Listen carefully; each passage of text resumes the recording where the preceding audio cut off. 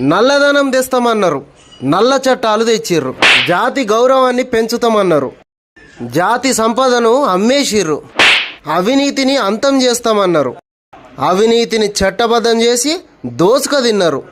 ఆత్మనిర్భర భారత్ అన్నారు, ప్రజల ఆత్మాభిమానాన్ని దెబ్బతీసిర్రు. వికసిత్ భారత్ అంటున్నారు, విద్వేషాలు రెచ్చగొట్టి ఓట్లు రాల్చుకుంటున్నారు. ప్రజాస్వామ్యం అన్నారు, ప్రభుత్వాలను కూల్చేసిర్రు.